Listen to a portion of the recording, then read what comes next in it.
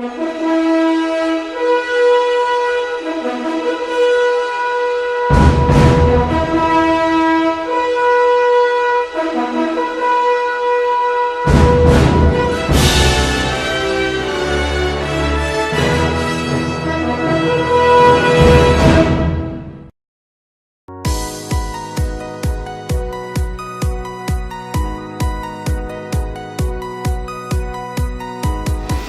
je vous dis bonjour à tous et à toutes.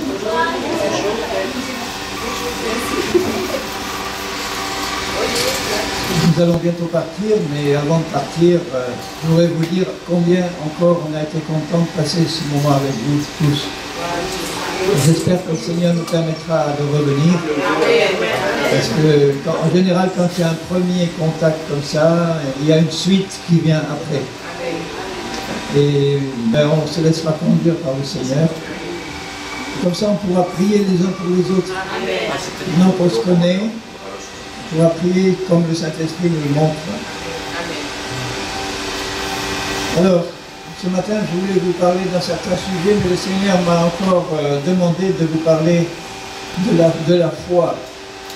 On va commencer par là. Parce qu'il y a des choses qu'il faut qu'on sache, puisque tout ce qu'on reçoit du Seigneur, il nous demande de le prendre par la foi. Alors, je vais faire une petite révision dans la parole de Dieu, ce qui nous dit qu'est-ce que c'est vraiment que la foi, et qu'on soit sûr qu'on l'est. Parce qu'il y a beaucoup de chrétiens qui croient avoir la foi et qui n'ont pas. La foi, d'ailleurs, elle se mesure uniquement au résultat. Si on a la foi, ça produit la chose à laquelle on croit. C'est important de savoir que tout ce qu'on croit, ça se réalise. Le bon ou le mauvais. Et il vaut mieux croire aux bonnes choses pour qu'elles se réalisent, c'est-à-dire croire à la parole de Dieu plutôt que de croire à des mensonges ou à la parole de Satan. Si vous regardez dans l'Épître aux Hébreux au chapitre 11, là il nous est donné une définition de la foi, mais il faut bien comprendre cette définition. Hébreux 11, 1, il dit la foi, c'est une ferme assurance des choses qu'on espère, une démonstration de celles qu'on ne voit pas. Ça veut dire il y a des choses qu'on ne voit pas, mais qui nous sont annoncées par quelqu'un. Là, il parle de la foi en Dieu, de la foi dans la parole de Dieu. Mais c'est la même chose pour n'importe quelle personne qui nous parle. Si quelqu'un nous parle qui n'est pas Dieu, quelqu'un nous parle et qu'on croit en ce qu'il dit, on va garder dans notre cœur ces paroles, mais quelquefois, quand Satan nous parle, il y en a qui le croient aussi, parce qu'il est très fort pour faire des mensonges qui ont une belle apparence, qui ressemblent à des paroles de Dieu, et si on croit à ces mensonges-là, c'est ça qui va arriver aussi. Je donne souvent l'exemple de quelqu'un qui ne croit pas en Dieu, qui est athée. Un athée, il croit qu'il n'y a pas de Dieu. Et un athée peut vous dire, moi je suis tout à fait certain qu'il n'y a pas de Dieu. J'ai une totale certitude que Dieu n'existe pas. J'ai une totale certitude qu'après la mort il n'y a rien. C'est le trou. Alors il est en train de dire qu'il a une totale certitude dans des choses qu'il ne voit pas mais qui ne sont pas les bonnes. Il a une totale certitude qu'il n'y a pas de Dieu et nous on sait qu'il y en a un. Donc pourquoi il a cette totale certitude? Parce qu'au lieu d'écouter la parole de Dieu, il écoute les mensonges du diable. Et le résultat, c'est que dans ses paroles, dans ses actions, il est contrôlé par ce qu'il croit. Nous, dans notre vie, à nous tous, on est toujours contrôlé par ce qu'on croit. C'est pour ça qu'il faut faire attention à ce qu'on entend, aux enseignements qu'on entend. Quand Paul dit dans Romains 10 que la foi vient de ce qu'on entend, ben, ça dépend de qui parle et qui on va entendre.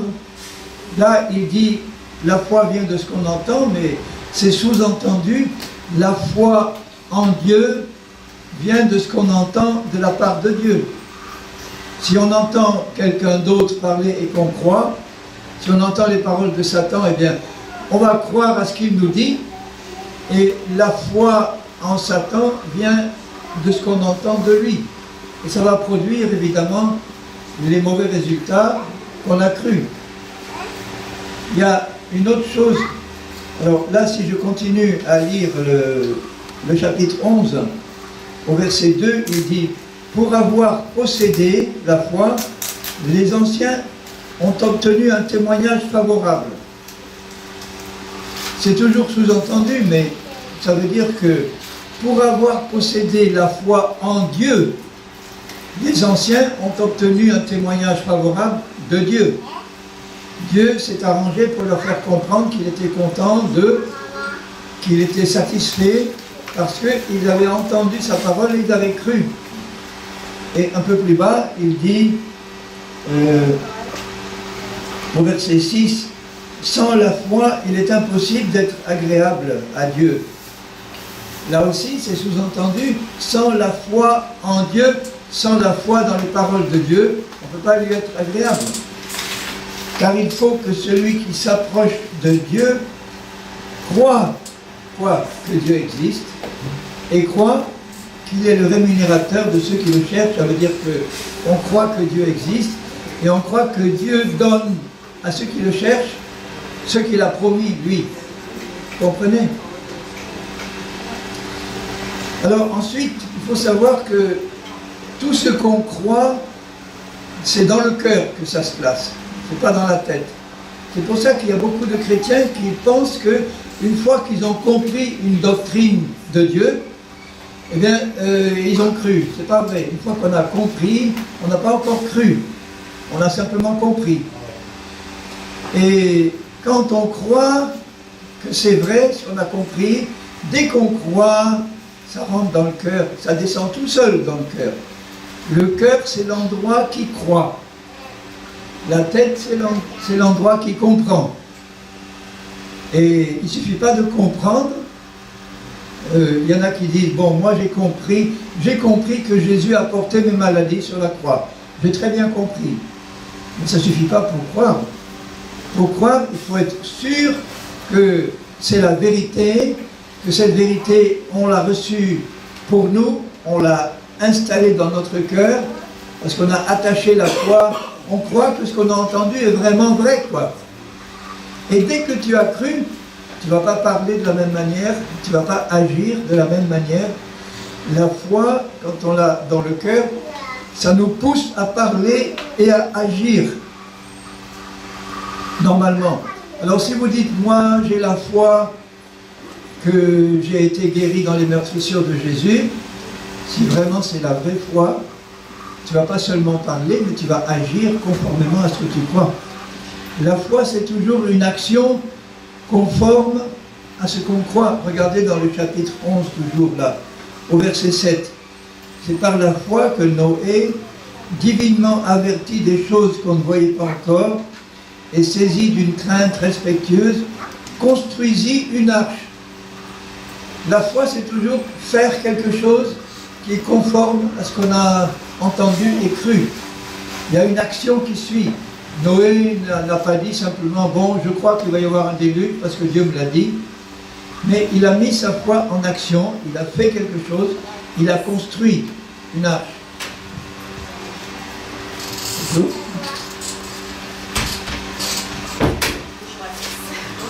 Au verset 8, il est dit, c'est par la foi qu'Abraham, lors de sa vocation ou de son appel, il obéit, il partit. Voilà, il a fait quelque chose. Il n'a pas simplement dit, bon Seigneur, je crois, ah c'est bien, je crois, tu m'as parlé, mais il a mis sa foi en action et il a fait ce que Dieu lui demandait. Il a cru à ce que Dieu lui dit et il a agi, il est parti. Et tous les autres, c'est pareil. Par exemple, il est dit au verset 29, c'est par la foi que les Hébreux ont traversé la mer Rouge. Donc, c'est par la foi qu'ils ont marché, qu'ils ont agi. Un peu plus bas, il dit au verset 32, que dirais-je encore, le temps me manque pour parler de Gédéon, de Barak, de Samson, de Jephthé, de David, de Samuel, des prophètes, qui par la foi Alors qu'est-ce qu'ils ont fait? Ils ont vaincu des royaumes, ils ont exercé la justice, ils ont obtenu des promesses, ils ont fermé la gueule des lions, ils ont éteint la puissance du feu, ils ont agi. Ils ont agi parce qu'ils ont cru. Alors d'une part, il faut être très attentif à ce qu'on entend et à ce qu'on met dans le cœur. Il faut vraiment faire attention parce que beaucoup de chrétiens, ils agissent et ils parlent en fonction des mensonges qu'ils ont laissés rentrer dans leur cœur, des traditions d'hommes, ou des fausses doctrines, ou des doctrines de démons, qui sont bien ficelées, bien présentées, et si on ne veille pas pour étudier nous-mêmes la vérité là, on va laisser rentrer dans notre cœur des doctrines, des paroles qui ne sont pas les paroles de Dieu, et qui vont toujours produire des mauvais résultats. Alors maintenant, regardez ce qu'il dit dans Romains 12, au chapitre 12 de Romains. Et au verset 3, Romains 12, 3, il dit « Par la grâce qui m'a été donnée, je dis à chacun de vous de n'avoir pas de lui-même une trop haute opinion. » Vous pouvez en avoir une un peu haute, mais pas trop. Pas trop haute, mais de revêtir des sentiments modestes selon la mesure de foi que Dieu a départi ou a donné à chacun. C'est important de savoir que la foi, c'est la capacité de croire, c'est la capacité de croire, et Dieu a donné à chaque homme, à chacun, la capacité de croire. Une mesure de foi. Je ne sais pas quelle est cette mesure, mais enfin, une mesure, c'est une quantité. Il a donné à chacun une quantité. Est-ce que c'est la même quantité qu'il a donnée à chacun? Peut-être, mais enfin, en tout cas, nous devons savoir que nous, chacun de nous, on a reçu de Dieu une mesure de foi. Cette mesure, il nous la donne pour commencer à croire. Et lui, il espère qu'on va croire uniquement à sa parole. Mais cette mesure de foi, on l'utilise trop souvent pour croire à autre chose que sa parole. Et du coup, la réserve de foi qui nous reste n'est pas suffisante pour l'attacher à la parole de Dieu. Alors si je prends un exemple tout simple, imagine que Dieu te donne une mesure de foi ou une quantité de foi de 100 litres. Voilà, c'est la mesure qu'il t'a donnée, 100 litres de foi. Alors si tu prends 50 litres pour croire à un mensonge ou des mensonges, tu vois que dans la réserve qui te reste, il te reste que 50 litres pour croire à la vérité. Si tu utilises 90 litres pour croire à des mensonges, il va te rester un petit peu de foi pour croire à la vérité. Et ce que Dieu va chercher à te faire comprendre à ce moment-là, c'est que toute ta belle réserve de foi, eh bien, la plupart est utilisée de la mauvaise manière pour croire à des mensonges. Donc ce qu'il va chercher à faire, c'est te présenter la vérité, te montrer que cette vérité vient de lui, et puis il attend que, en écoutant la vérité, tu dises « Ah bon, jusque-là j'ai utilisé ma foi pour croire à des mensonges, maintenant je le comprends parce que la vérité m'est présentée. » Donc dès que la vérité t'est présentée, tu détaches ta foi des mensonges et tu peux maintenant avoir suffisamment de foi pour croire à ce que Dieu te montre maintenant. Et il y a des chrétiens qui, quand la vérité leur est présentée, au moins au début, ils refusent de l'accepter parce que déjà, ils ont attaché la foi à quelque chose d'autre. Et Dieu revient, et ceux qui annoncent sa parole doivent revenir souvent. Pierre, il le dit, Paul, il le dit, je ne me lasse pas de répéter les mêmes choses parce que c'est salutaire pour vous.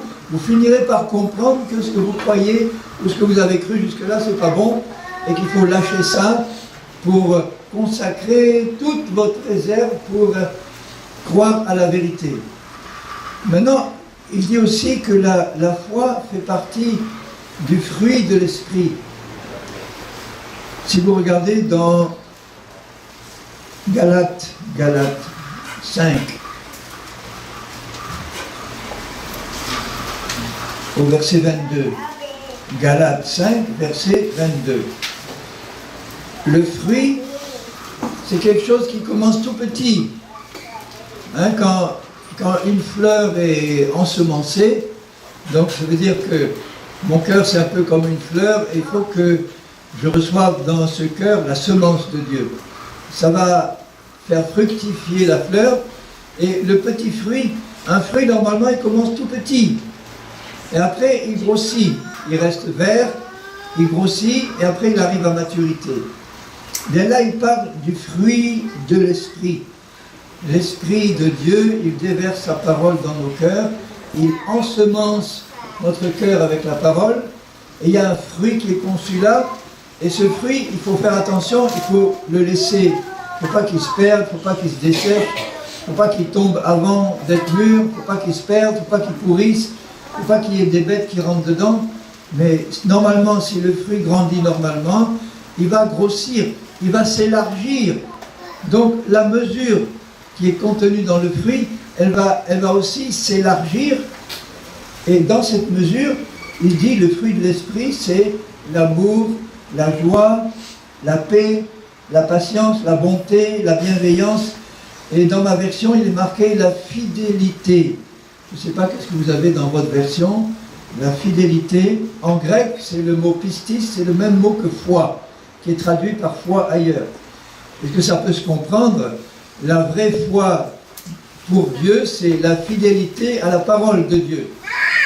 Si je reste fidèle à la parole de Dieu, je crois en sa parole, et donc cette fidélité-là, la douceur, la maîtrise de soi, ce fruit-là, il grandit en moi, et à mesure qu'il grandit, ça élargit mes limites, et Dieu peut déverser davantage de toutes ces choses-là, l'amour, la joie, la paix, la foi, c'est des caractéristiques qui viennent de Dieu, qui sont sa nature à lui.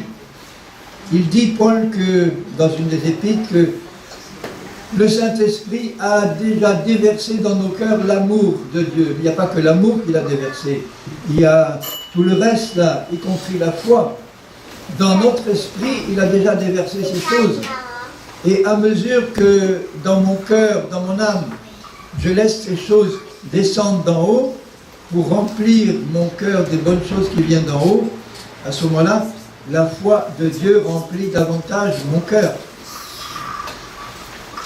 Alléluia.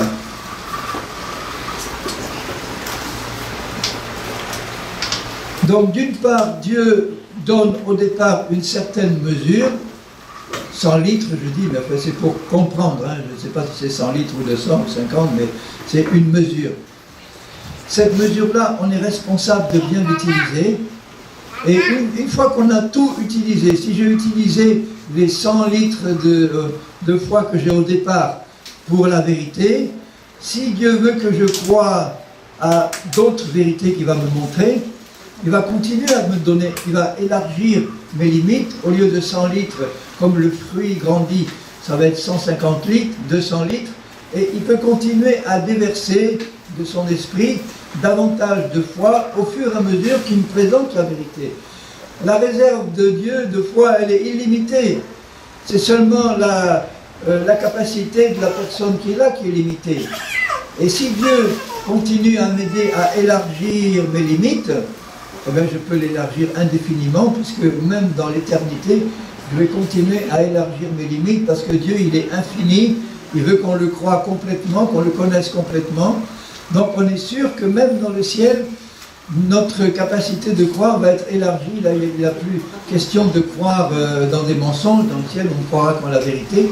Mais on ne va pas tout croire d'un coup quand on arrive dans le ciel.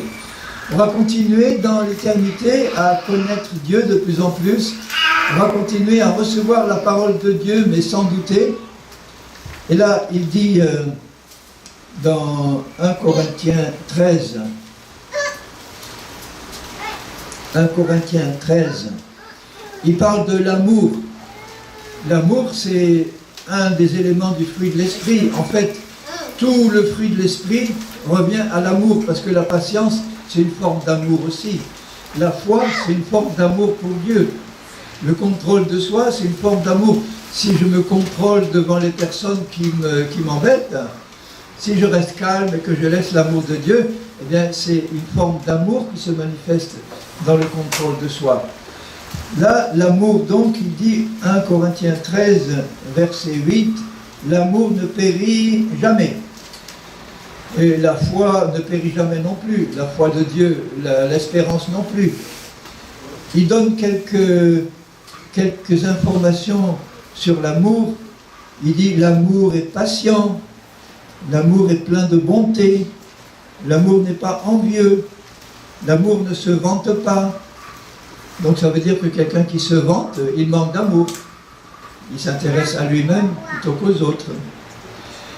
L'amour ne s'enfle pas d'orgueil, parce que l'amour est humble. Vous voyez comment Jésus, qui est le Fils de Dieu, qui est Dieu, il était humble, il ne se mettait pas en avant, il n'essayait pas de prouver qu'il était le Fils de Dieu en faisant comme ça des grandes choses pour faire du cirque. Non, il n'a jamais voulu ça. Quand le diable lui a dit, mais mets-toi en haut du temple et jette-toi en bas, comme ça devant tout le monde, les anges vont te porter, tu vas voir, tout le monde va comprendre que tu es un être exceptionnel.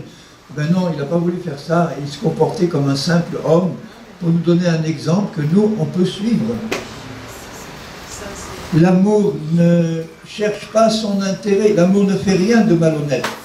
Ça veut dire qu'un chrétien qui truque sa feuille d'impôt, qui fait quelque chose de malhonnête, il manque encore d'amour. Le véritable amour de Dieu ne fait rien de malhonnête. Il ne cherche pas son intérêt, il cherche l'intérêt des autres, l'intérêt de Dieu. L'amour ne s'irrite pas, l'amour ne se met pas en colère, sauf la sainte colère de Dieu, mais il faut savoir faire la différence.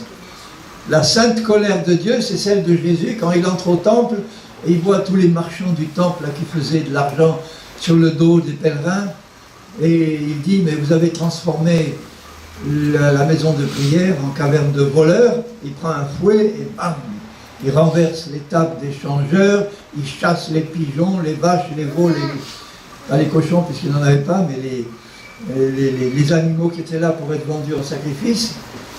Et il se fâche pour défendre les intérêts de son père, pas pour défendre ses intérêts personnels.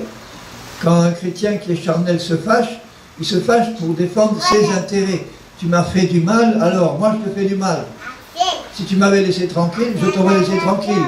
Ça c'est la chair qui parle, c'est pas l'esprit de Jésus. Mais ce qu'il faut savoir, c'est que dans ton esprit, Dieu a déjà déversé la bonne qualité d'amour là. Si tu le crois et que tu ouvres ton cœur, eh bien, cet amour-là, il va venir dans ta vie, en bas là, dans ton âme et dans ton comportement de tous les jours, et tu vas pouvoir manifester ce qu'il y a déjà dedans, y compris la foi aussi. L'amour ne se réjouit pas de l'injustice, mais se réjouit de la vérité. L'amour excuse tout de la bonne manière. Il comprend tout. L'amour croit tout. Voyez le rapport entre l'amour et la foi. L'amour croit tout.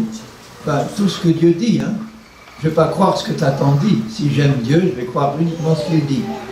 L'amour croit tout ce que Dieu dit.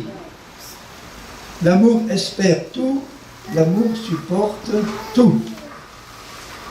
Jusqu'à quand je vais vous supporter, dit Jésus. Il a continué à les supporter, ces 12 disciples incrédules là. Et il va continuer à nous supporter aussi, ce qui n'empêche pas que de temps en temps, il va nous donner une petite correction sur la mérite, par amour. Parce qu'un petit enfant, il a besoin d'être corrigé. Et quand on est charnel encore, on est encore comme un petit enfant qui a besoin d'être instruit avec amour et aussi corrigé parfois avec amour. Les corrections, ça fait toujours mal, mais ça fait du bien finalement parce que ça nous fait participer à la sainteté de Dieu. Et au verset 13, il dit maintenant, il y a 3 choses qui demeurent, qui restent en permanence sur la terre et dans l'éternité. Il y a 3 choses qui restent, c'est l'amour, la foi, il commence par la foi, l'espérance et l'amour. Donc ça veut dire que dans la nature même de Dieu, il y a ces 3 éléments-là, la foi, l'espérance et l'amour, qui restent en permanence dans l'éternité. On doit les exercer sur la terre et on continuera à le faire quand on sera dans le ciel, dans la présence de Dieu ou dans l'éternité avec lui. Parce que la foi, c'est la certitude des choses qu'on ne voit pas encore, qu'on espère. Dans le ciel, le Seigneur continuera à nous enseigner sa parole. On ne va pas tout savoir d'un coup en arrivant au ciel. Il va continuer à se révéler lui-même tel qu'il est. Et comme on dit dans un autre épître, qui nous révélera la hauteur, la profondeur, la largeur, la longueur de l'amour de Dieu, qui est infini. Et il faudra l'éternité pour connaître celui qui est infini. Ça veut dire que ça ne va jamais s'arrêter. Dans le ciel, le Seigneur va nous annoncer une parole qu'on ne connaît pas encore. Comme il n'y a pas de doute là dans le ciel, on va recevoir cette parole par la foi. Et comme on l'a reçue par la foi, on va voir se réaliser ce qu'il nous a dit. On sera heureux, on dira merveilleux, on ne connaissait pas encore ça de notre Seigneur ou de sa parole.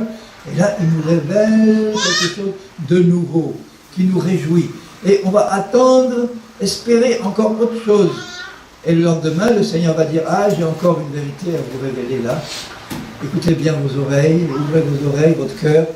Voilà un nouvel aspect de ma parole et de ma nature que vous ne connaissiez pas. Il nous le révèle, on le reçoit par la foi. On croit que c'est vrai, évidemment, parce qu'il n'y a pas de doute. Et en le croyant, nous le voyons s'accomplir. On en bénéficie, on en jouit, on en profite concrètement. Et puis, on attend encore autre chose de bon. C'est toujours comme ça qu'on doit faire avec notre Dieu. Même maintenant sur la terre, il y a plein de choses, je disais hier soir, qu'il y a plein de choses dans notre héritage dont on n'a pas encore profité. Et comment en profiter? Il faut découvrir dans la parole de Dieu tout ce qu'il y a dans notre héritage en Jésus-Christ. Il faut bien l'écouter, le comprendre par le Saint-Esprit, et dès qu'on a compris, le croire que c'est vrai, ça descend dans le cœur, et puisqu'on l'a cru, eh bien, on va le voir s'accomplir. Et là, nos besoins sont de plus en plus satisfaits quand nous comprenons la parole, quand nous croyons en ce qui est écrit. Et bien, quand nous croyons en ce qui est écrit, on remplit notre cœur de la vérité. Jésus dit que le cœur, c'est là qu'on met notre trésor. Malheureusement, il y a des chrétiens qui mettent un mauvais trésor, parce que Jésus il parle d'un mauvais trésor et d'un bon trésor. Il dit c'est de l'abondance du cœur que la bouche parle.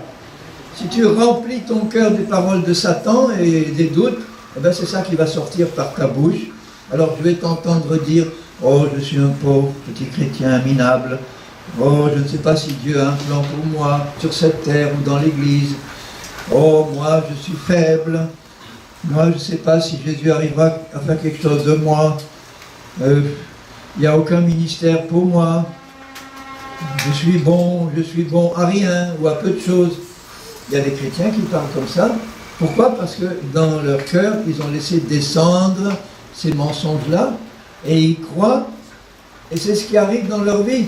Ils restent dans leur coin ou ils restent à tourner dans leur désert, dans leur coin, en disant « Ah, que tu reviennes vite, Seigneur, pour me sortir de là et m'amener au ciel.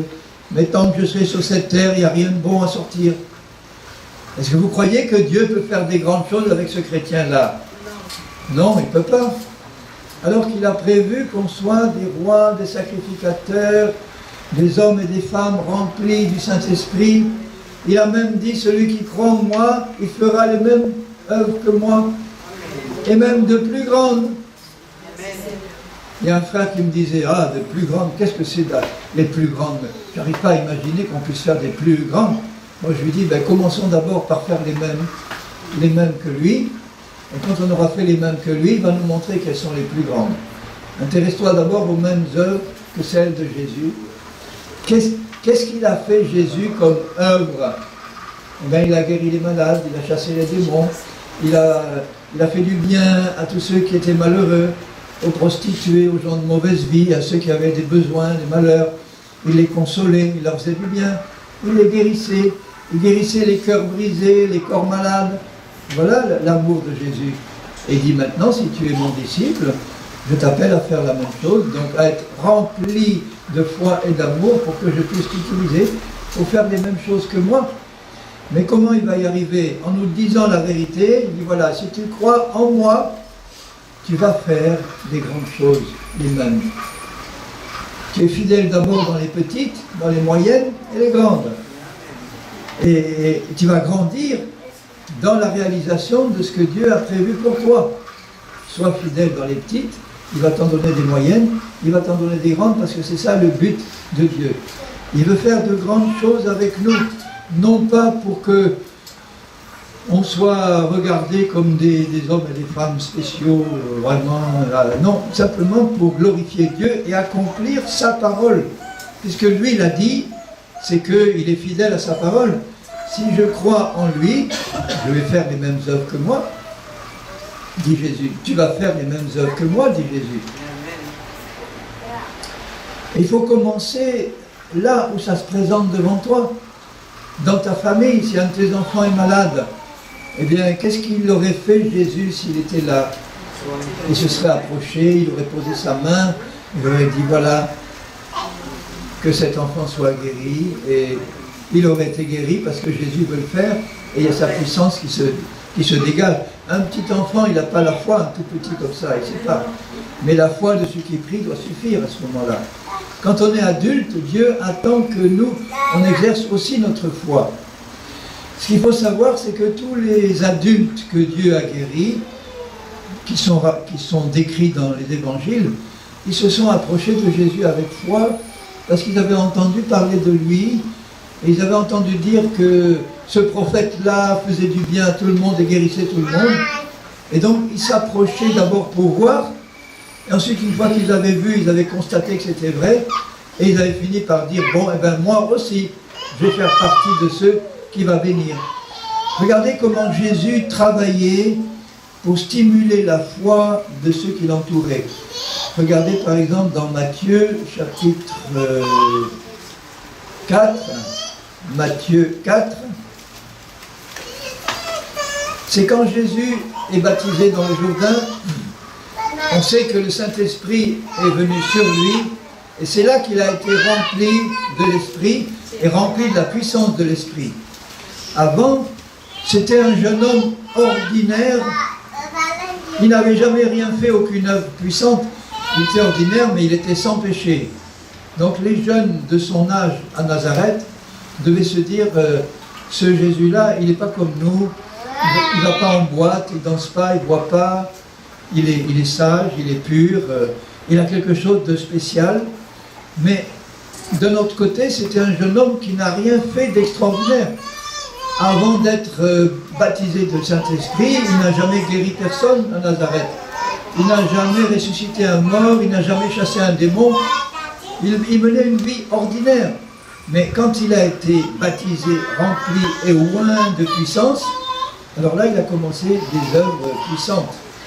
Et au chapitre 4 de Matthieu, il dit au verset 23, Matthieu 4, 23, Jésus parcourait toute la Galilée. Qu'est-ce qu'il faisait d'abord?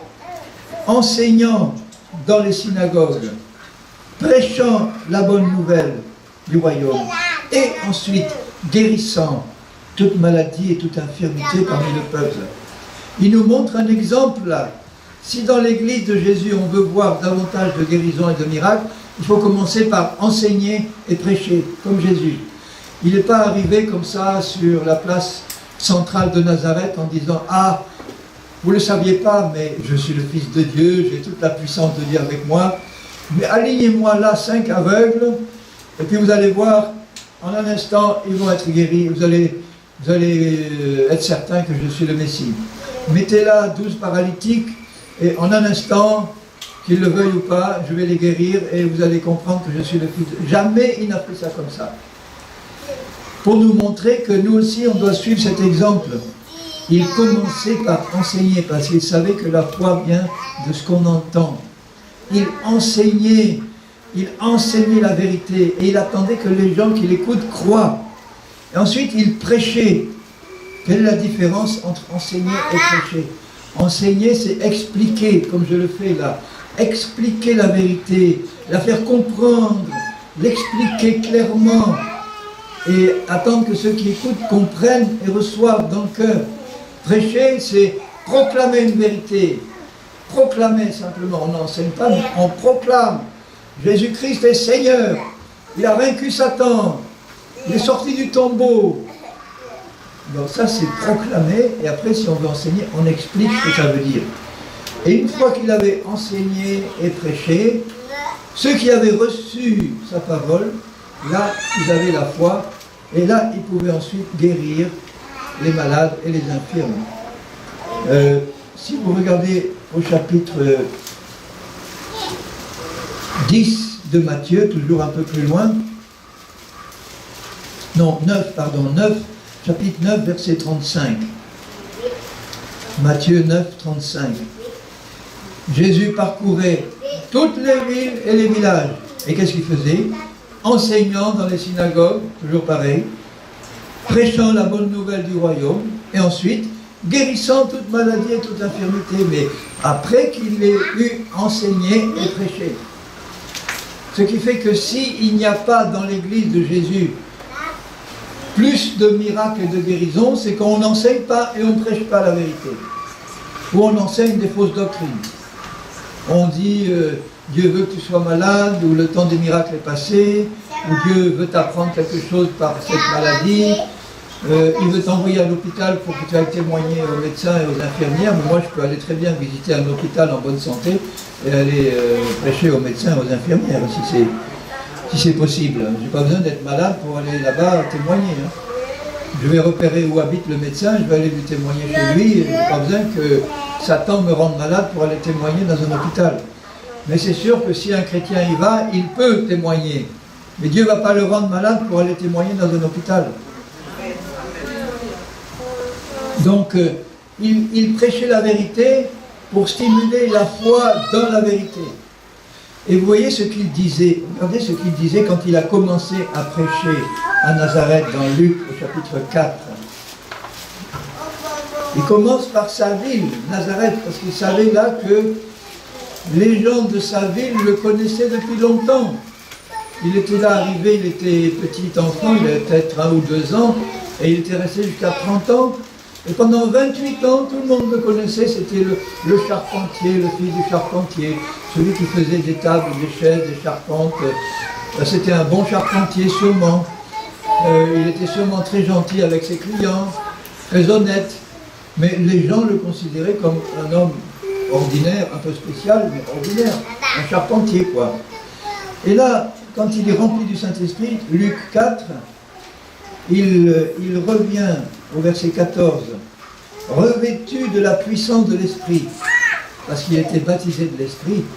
Et si nous sommes baptisés de l'Esprit, nous aussi nous sommes revêtus de la puissance de l'Esprit. C'est le même Esprit que celui qui était sur Jésus, le même. Et si on ne le croit pas, évidemment, il ne va rien se passer.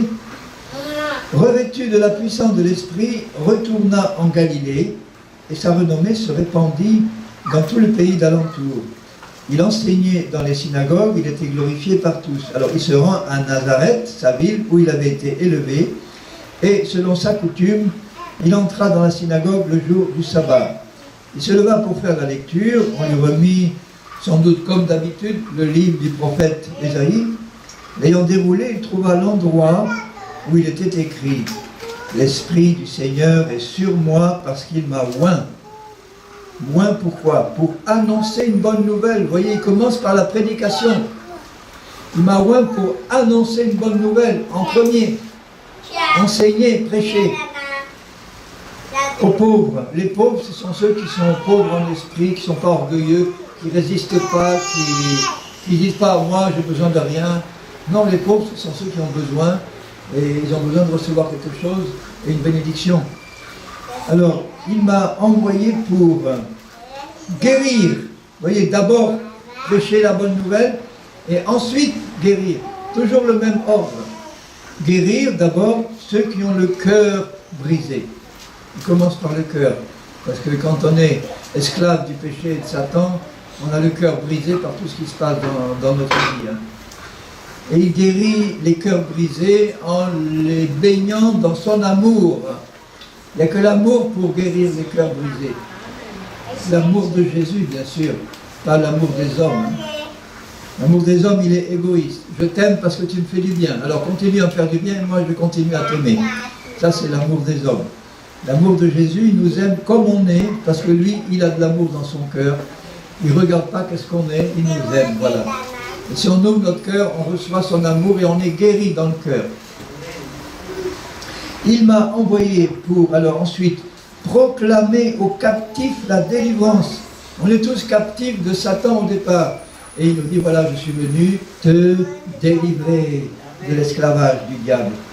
Aux aveugles, le recouvrement de la vue, c'est à la fois les aveugles physiques, les aveugles spirituels, et pour renvoyer libres les opprimés, dans Actes 10, 38, il est dit, Pierre qui parle à Corneille et à sa famille, il dit, vous savez comment l'Éternel, comment Dieu a oint de Saint-Esprit et de force Jésus de Nazareth qui allait de lieu en lieu, faisant du bien et délivrant tous ceux qui étaient sous l'oppression, sous l'esclavage de Satan. Alors quand il dit là, il a envoyé, déclaré, renvoyé libre les opprimés, tous ceux qui sont sous l'esclavage de Satan. Un malade, il est sous l'oppression de Satan. Quelqu'un qui est lié par des démons, d'alcool, de drogue, de sexe, il est lié, il est esclave, opprimé par Satan. Et Jésus est venu délivrer. Mais pour ça, il faut s'approcher de lui avec foi pour croire qu'il veut nous délivrer. Parce qu'à Nazareth, ils n'ont pas reçu son message à cause de leur incrédulité. Alors, pour publier une année de grâce du Seigneur, elle a commencé ce jour-là et elle continue encore aujourd'hui. L'année de grâce, elle n'est pas finie. Elle finira quand Jésus viendra chercher son épouse. Et alors, il ferme le livre et il dit au verset 21, « Aujourd'hui, cette parole de l'Écriture que vous venez d'entendre est accomplie. » Et le verbe qui est utilisé en grec, c'est un verbe qui n'existe pas en français. On appelle ça le présent permanent. En français, quand on dit « je suis là », ça veut dire « je suis là en ce moment ». Mais en grec, si on emploie le présent permanent, ça veut dire que tant que tu utilises ce verbe, tu es là présent en permanent et ça n'arrête pas tant que tu n'es pas allé ailleurs. Donc ça veut dire que là, cette parole est accomplie ce jour-là, présent permanent, et elle continue de s'accomplir jusqu'à ce que Jésus revienne.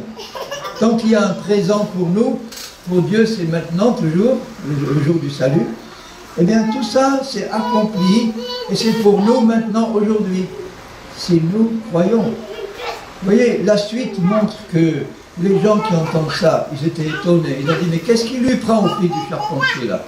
Mais alors, il devient fou, quoi. Qu'est-ce qui lui prend? Et il ne reçoit pas sa parole.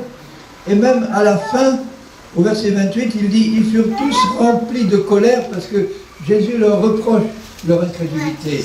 Il leur dit, vous savez, du temps de Élie, il y avait plein de veuves en Israël. Eh bien, c'est une veuve du pays de Sidon qui a reçu le prophète Élie. Parce que les veuves d'Israël, elles n'étaient pas dans la foi. Du temps d'Élisée, il y avait plein de lépreux en Israël. Et c'est un Syrien, un étranger, qui est venu voir le prophète Élisée pour recevoir la guérison. Et pourquoi les lépreux qui étaient là en Israël ne l'ont pas fait? Parce qu'ils ne croyaient pas au prophète, parce qu'ils ne croyaient pas en l'Éternel, et pourtant c'était le peuple de Dieu, et ils n'ont rien pu recevoir, alors que Élisée était prêt à les guérir tous, s'ils étaient venus au nom de l'Éternel. Ils étaient venus chercher comme Naaman le Syrien leur guérison. Alors quand ils entendent ça, ils se disent, qu'est-ce qu'il veut nous dire par là? Que nous, les Juifs, nous, on n'a pas la foi. Quelle offense il nous dit là, ce jeune charpentier. Et alors ils se mettent en colère et ils veulent le tuer. Ils veulent le précipiter de la falaise. Alors c'est pour ça que si vous regardez maintenant dans l'évangile de Marc, au chapitre 6, Marc 6, verset 2.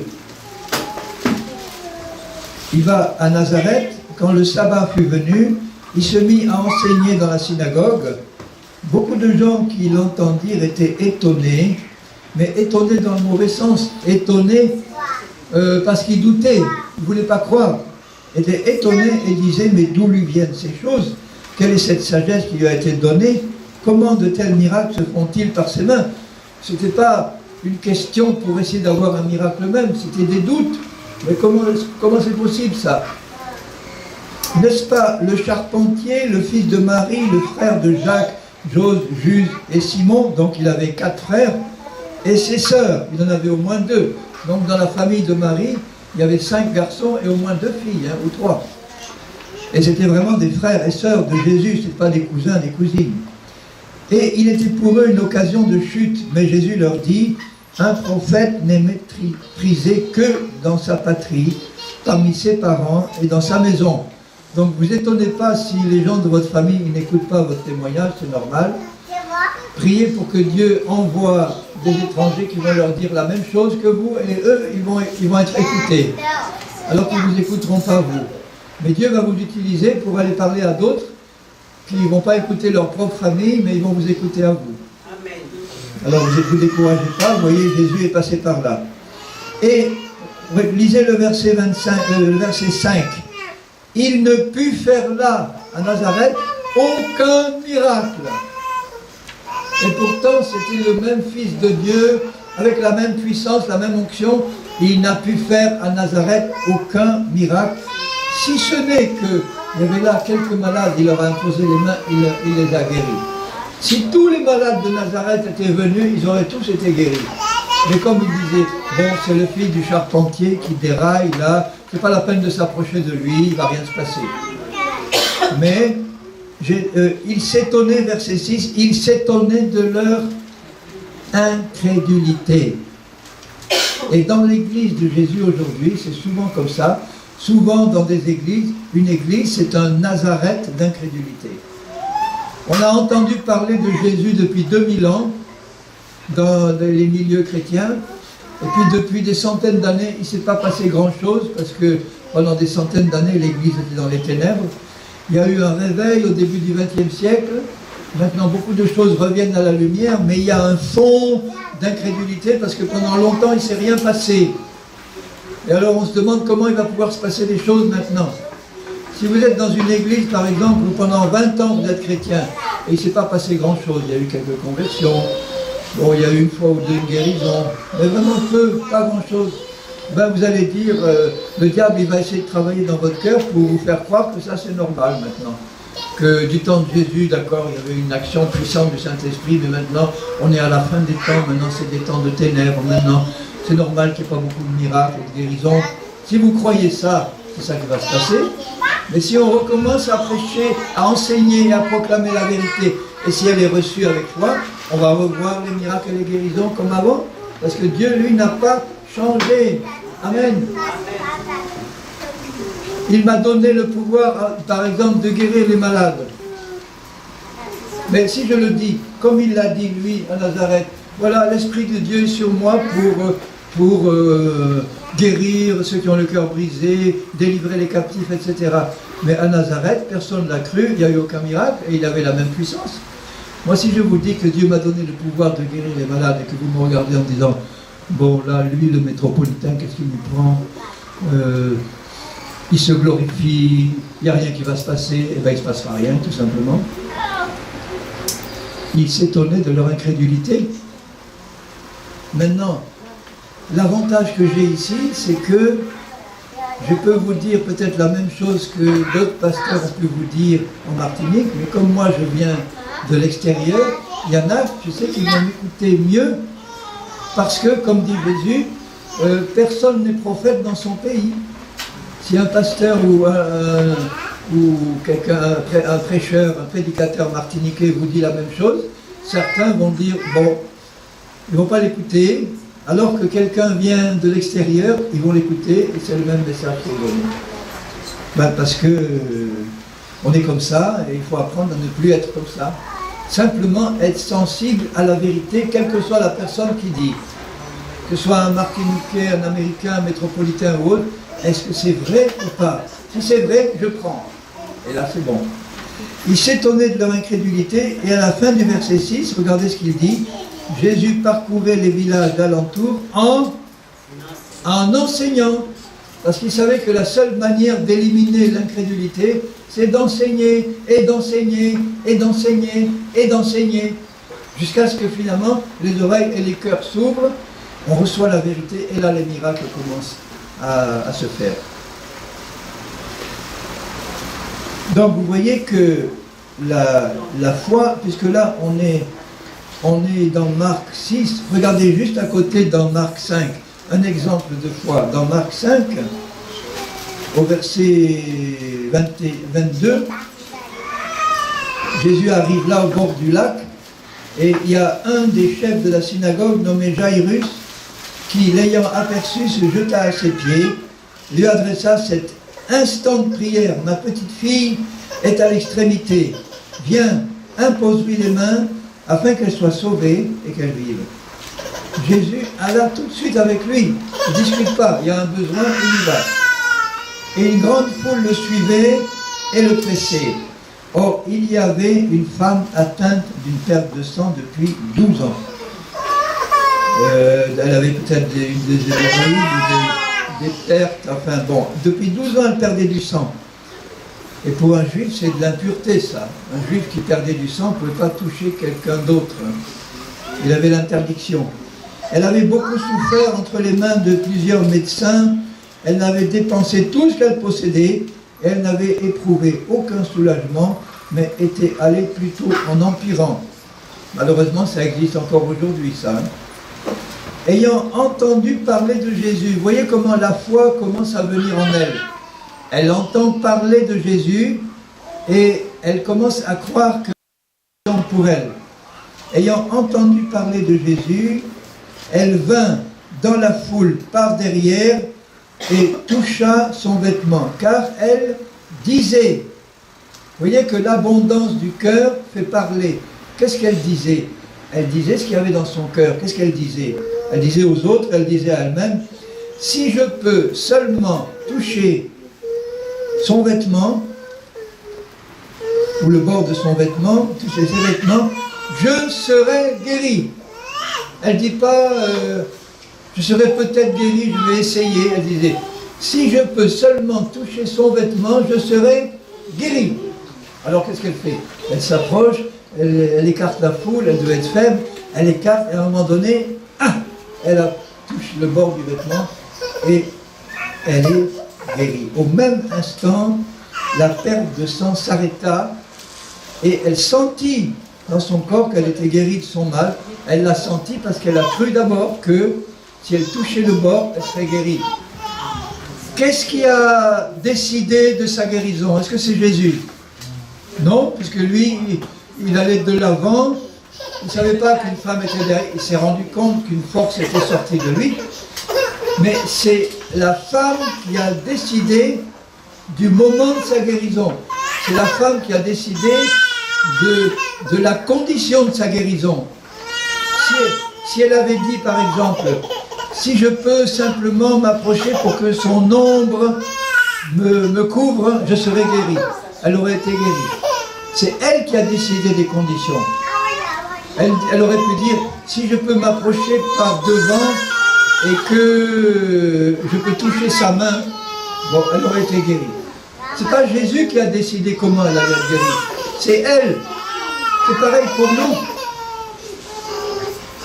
Vous pouvez dire par exemple, si je reçois l'imposition des mains, je vais être guéri parce que c'est écrit. Si on me fait l'onction d'huile, je vais être guéri parce que c'est écrit. Vous pouvez dire, si seulement je reçois la vérité dans mon cœur et que je prie conformément à cette parole, je serai guéri.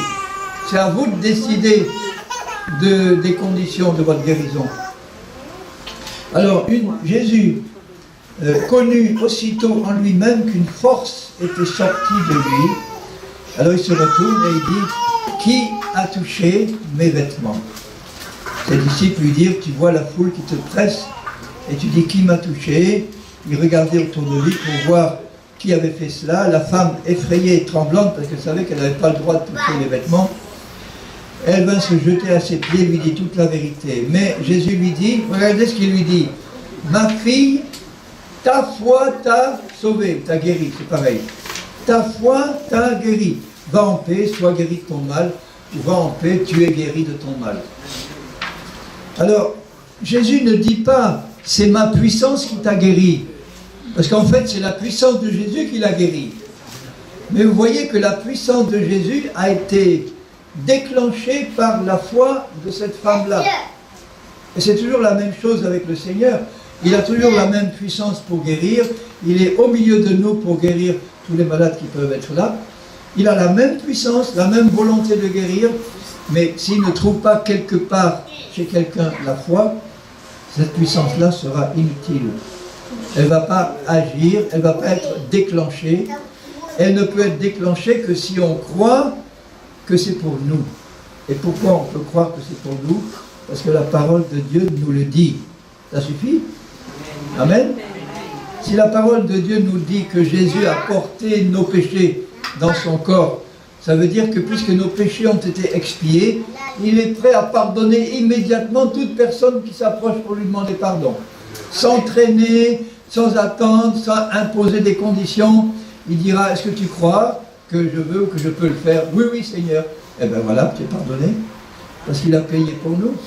Exactement pareil pour les maladies. Il a payé, il a pris sur lui exactement comme nos péchés. Il a pris nos maladies. C'est payé. Et quand il nous regarde, il dit, bon, maintenant c'est disponible. Qui c'est qui veut s'approcher et prendre le cadeau que j'ai déjà payé pour lui? Dès que tu prends le cadeau par la foi, tu peux voir comme là, ta maladie disparaître instantanément. Amen. Parce que c'est Dieu qui le veut. Le prix est payé. C'est une question de confiance. Si tu dis maintenant, on va prier pour les malades qui le veulent, et au lieu de prier collectivement, je vais imposer les mains au nom de Jésus.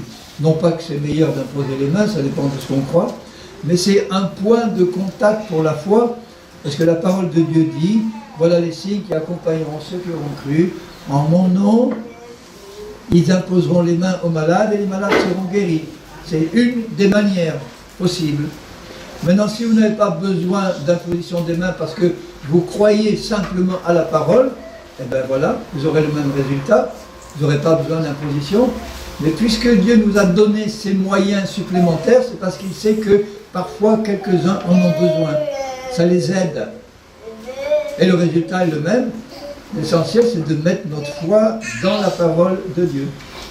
Et là, dans la parole, il y a plusieurs moyens de recevoir la guérison, mais il faut savoir que ça fait partie de l'héritage et du cadeau que Dieu nous a donné. En fait, toutes les bénédictions de Dieu sont comprises en Jésus. On peut se mettre d'accord pour prier pour un besoin quelconque. Si c'est couvert par le sacrifice de Jésus, vous pouvez le prendre ce matin, une fois pour toutes, le garder dans le cœur et de dire, maintenant que je l'ai saisi, je le verrai s'accomplir. Que ce soit le pardon, que ce soit la guérison, que ce soit la réponse à un besoin, quelqu'un qui a besoin d'un travail nouveau, ou quelqu'un qui a besoin que Dieu pourvoie un certain besoin, ou que ce soit un besoin pour quelqu'un de votre famille, ou pour une personne pour laquelle vous voulez prier, et le Saint-Esprit vous pousse à demander ce que vous voulez lui demander pour cette personne, que ce soit une guérison pour vous, tout ça c'est compris dans le sacrifice de Jésus. Il a dit, le Seigneur, par la bouche de l'apôtre Jean, dans Jean 3, Jean 2, au troisième épître de Jean, au troisième épître de Jean, verset 2, « Bien-aimé, je souhaite, c'est pas ça qu'il dit, je prie que tu prospères à tous égards et que tu sois en bonne santé, comme prospère l'état de ton âme. » Voilà ce que Dieu veut pour chacun de nous. Parce que Jean priait selon la volonté de Dieu, il connaissait la volonté de Dieu. Il ne pouvait pas prier pour quelqu'un sans connaître la volonté de Dieu. Et la volonté de Dieu, c'est la même pour tous, c'est pas seulement pour Gaius. Donc tu peux dire, Dieu veut que tu prospères à tous égards et que tu sois en bonne santé, comme prospère l'état de ton âme. Et si ton âme prospère, elle est dans la foi, elle est dans la joie, elle est dans l'amour, elle est dans la paix. Amen. Vous êtes content d'avoir un Seigneur si bon, si merveilleux. Ça vaut la peine de croire tout simplement ce qu'il dit, parce qu'il n'est pas menteur, Dieu n'est pas un homme pour mentir. Dès que tu tombes sur une parole de Dieu, là, dans ce livre, qui te concerne, qui concerne un besoin, tu peux t'approcher en rappelant à Dieu sa parole et en disant, Seigneur, je connais maintenant ta parole, je m'approche de toi avec ta propre parole, et je viens chercher maintenant ce que toi-même tu m'as annoncé ou tu m'as promis. Et je le prends avec reconnaissance et je te dis merci.